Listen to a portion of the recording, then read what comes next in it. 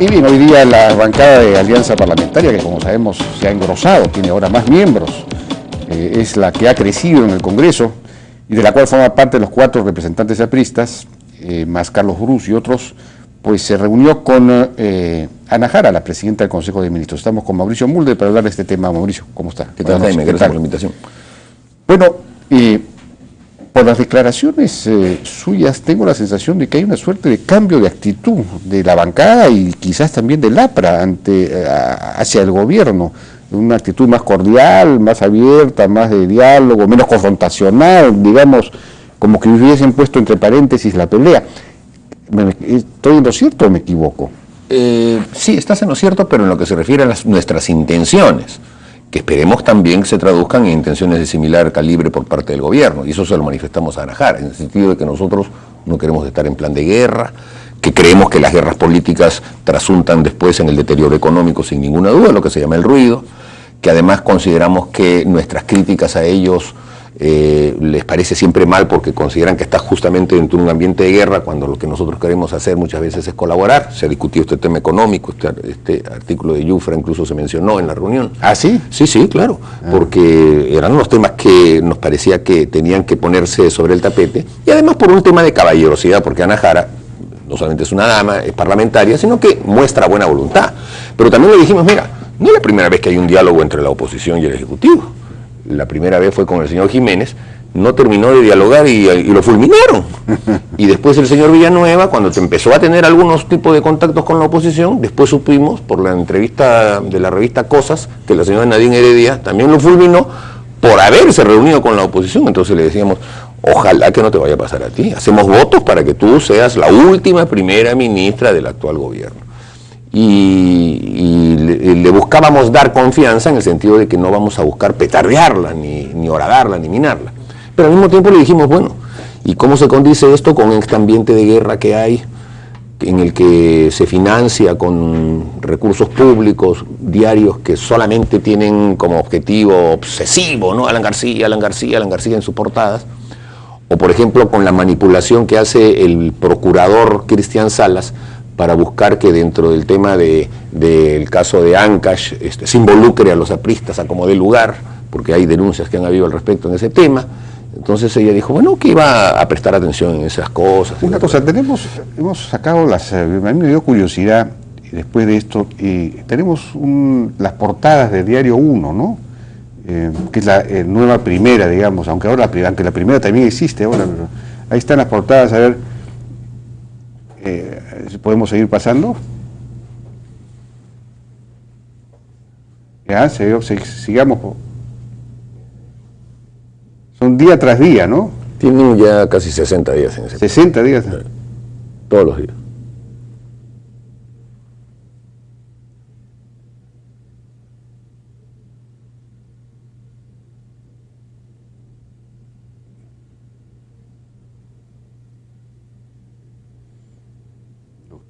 En fin, podemos seguir ahí. Pero ellos tienen derecho a sacar las portadas que quieran, nosotros no hemos objetado eso, ni le hemos dicho al gobierno que ellos son los que dirigen las portadas como en la época de los diarios Chicha. Lo único que le hemos dicho es que a pesar de que había todo este clima de portadas, le empezaron a poner avisos del Estado, incluso en portada los avisos del Estado. Entonces nosotros decíamos, ¿cuál es el criterio entonces para establecer aquí la política de la publicidad estatal? ¿Es un criterio de tiraje o es un criterio de favor político? Esto fue lo que ella respondió. ¿Tenemos la respuesta sobre el tema del tiraje de Ana Jara? La segunda, la que está en segundo lugar acá. Han acusado al gobierno de financiar una campaña a través de publicidad estatal a los cuestionamientos del estatus académico del expresidente García. Quisiera saber si es que en la reunión se ha conversado algo sobre esto y si usted afirma o descarta esta acusación que hacen al gobierno. La descarto categóricamente. El gobierno del presidente Humala no tiene absolutamente nada que ver con la línea editorial de los medios de comunicación. Han habido requerimientos de parte de señores congresistas en el sentido de saber cuáles son los fundamentos técnicos de parte de este gobierno para asignar publicidad estatal en los medios de prensa escritos. Le he señalado que se ha solicitado ya la consulta respectiva y se va a responder como la formalidad lo exige, por escrito. Los avances de metas del actual gobierno han sido colocados, por ejemplo, en el diario Trome. El diario Trome, que es el diario de mayor circulación nacional y de mayor tiraje. El 33% aproximadamente del presupuesto asignado para la distribución de este encarte ha ido para el diario El Trome. Luego otros diarios como Ojo, Perú 21, y de ahí venimos en descenso. Bueno, eso es más o menos la respuesta que ha dado. Sí, pero no era pues lo que le preguntábamos, porque tienen derecho, es obvio que se hace en función del tiraje.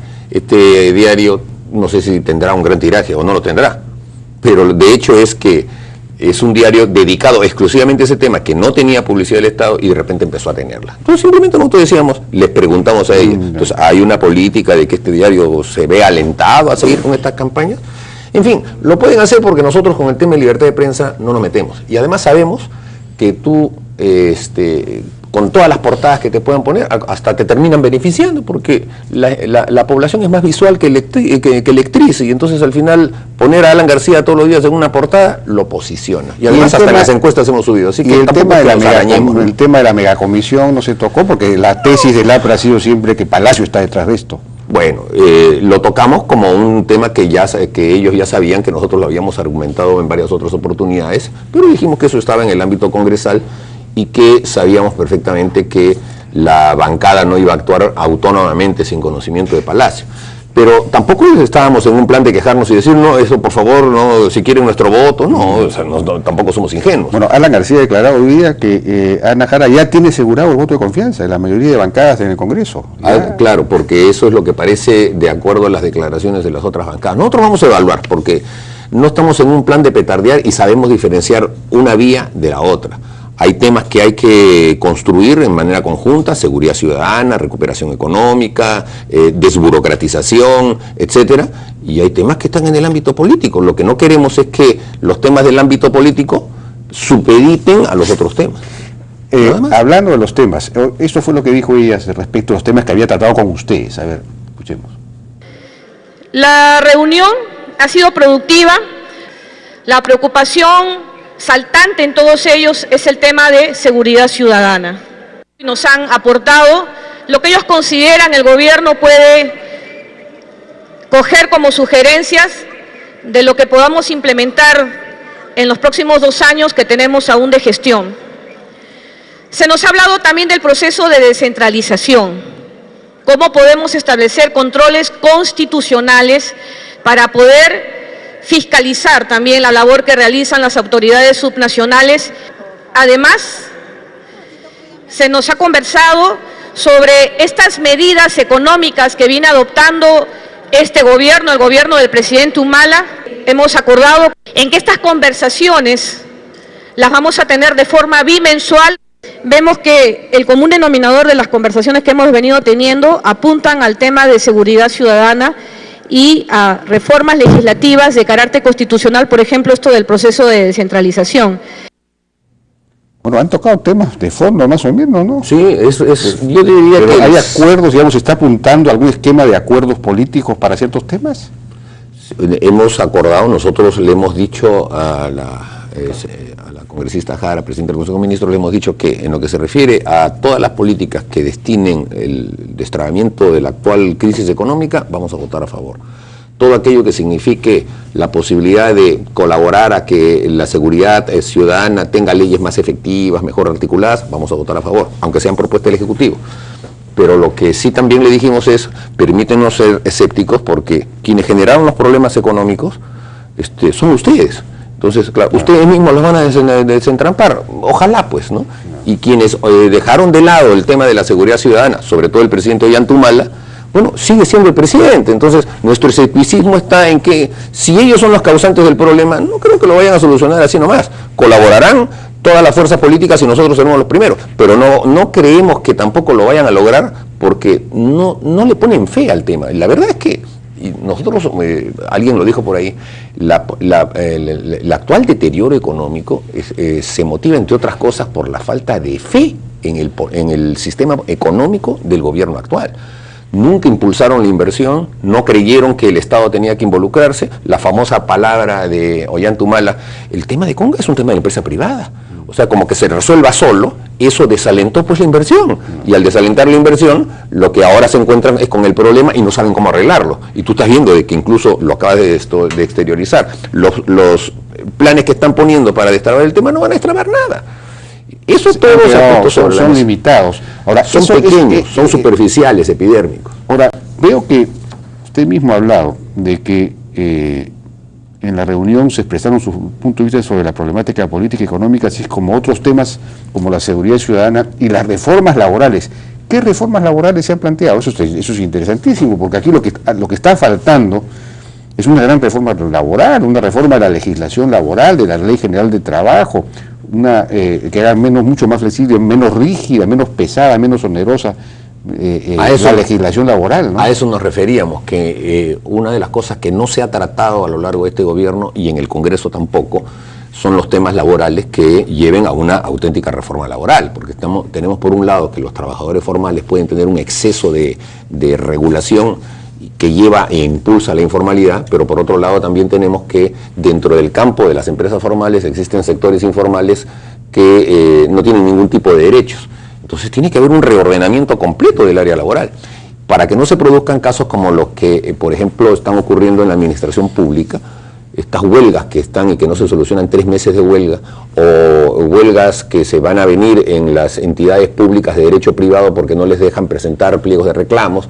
Es decir, hay una maraña tan enredada en el ámbito laboral, propiciada por el propio gobierno y por leyes que se han emitido, que son leyes, a mi modo de ver, escasas de consenso, que en lugar de mejorar las cosas las han empeorado, las han burocratizado más, las han convertido en un escollo más, y el ámbito laboral se está convirtiendo en uno de los elementos que traban la inversión y la posibilidad del desarrollo económico. Ella no planteó nada en el tema laboral, no pidió un acuerdo, digamos, una reforma laboral profunda supone un acuerdo político importante, porque habría seguramente resistencia de los sectores de statu quo, ¿no? A pesar de que ella fue ministra de Trabajo, no fue un tema en el que haya habido una respuesta específica por parte de ellos, pero lo que dijeron era que esperaban que la ley Servir, por ejemplo, fuese un elemento de destrabar las cosas, y eso es, a nuestro modo de ver, completamente insuficiente.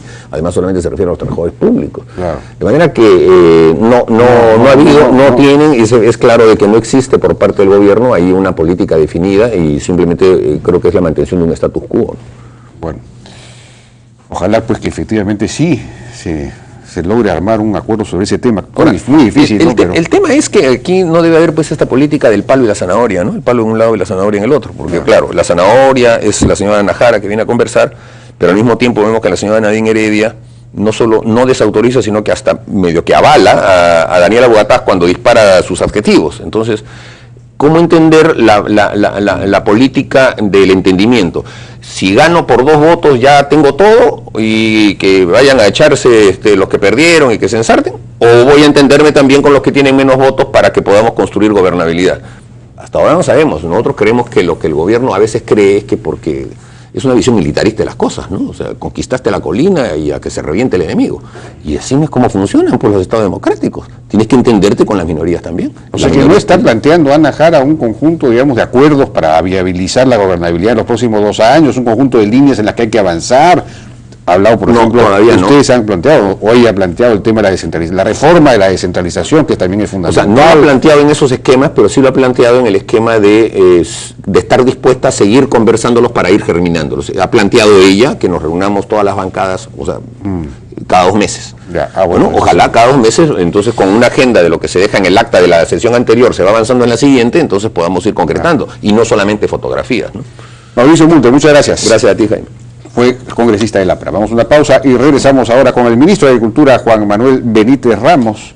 Y bueno, con él, sí, regresamos.